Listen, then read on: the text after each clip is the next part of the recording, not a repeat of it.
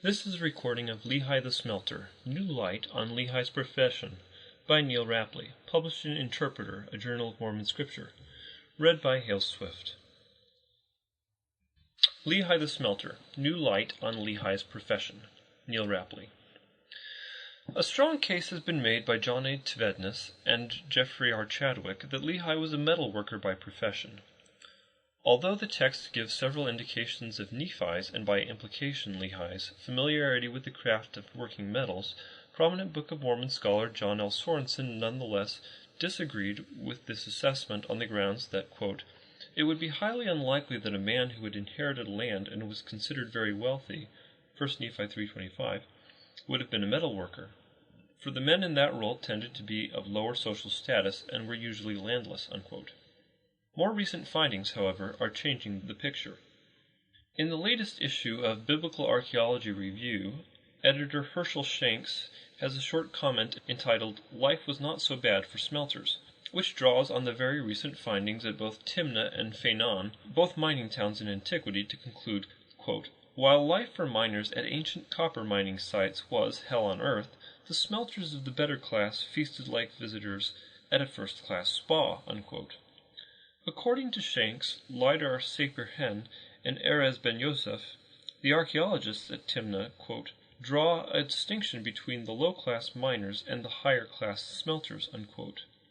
The abstract of their study describes the nature of the evidence. The popular image of metalworking sites in desert settings envisages armies of slaves engaged in backbreaking labor.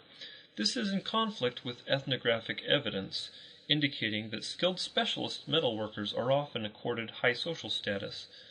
This study approaches that contradiction directly by studying the remains of domesticated food animals from domestic and industrial contexts at Timnah in southern Israel. The authors demonstrate that the higher value meat cuts come from industrial contexts where they were associated with the specialist metalworkers rather than the domestic contexts occupied by lower status workers engaged in support roles. It is suggested that the pattern documented here could also have been a feature of early metalworking sites in other times and places. The author goes on to explain, quote, "Metalworkers are commonly perceived to have been a cheap labor force, but a growing set of data shows the contrary, especially in the pyrotechnological stage of primary metal production," unquote.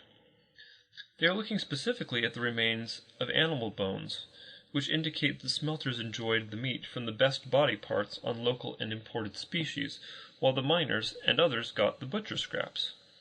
Quote, "This observation," unquote, they note, quote, "implies that different ranks may be attributed to the two populations, with the people engaged in smelting enjoying the higher status," unquote. They conclude, "We suggest that the people engaged in smelting were actually highly skilled craftsperson and were treated as such. This fundamental observation stems from the inherent complexity of the technology that demanded and created an idiosyncratic class of workers, and hence we believe it should apply to smelting activities across time and space, namely at different periods in different cultures and even in relation to different metals." According to Shanks, archaeologists in the Feinan have attested similar findings that will soon be published. The findings of both sites date to the early 1st millennium BC. Chadwick has specifically argued for a business association between Lehi and the mines of Timnah, since they are near the Red Sea in the area Lehi most likely traveled to, see 1 Nephi 2:5. Daniel C. Peterson likewise feels that Lehi's smelting skills, quote, "might have dictated the direction they went. It would be a known route. If you do metal work, then you probably know the mines of Timnah at that period," unquote. It is therefore significant that evidence for the high socioeconomic status of smelters comes from this same area. While we may never know for certain what Lehi's profession was, metalworking is an increasingly appealing option. Not only does it fit with Nephi's apparent knowledge and interest in metallurgy, but also lends explanatory power to the direction Lehi traveled. Now it can also be said to be consistent with Lehi's apparent socioeconomic status. Neal Rappleye is a history student who actively pursues research interests in early church history and the ancient setting of the Book of Mormon. He blogs about Latter-day Saint topics at http:// www.studioetquoquefide.com. This has been a recording of Lehi the Smelter, New Light on Lehi's Profession by Neal Rappleye, originally published in Interpreter, a Journal of Mormon Scripture, Volume 14, 2015, pages 223 through 225, read by Hale Swift. This audio recording is copyrighted under a Creative Commons license and may be freely distributed.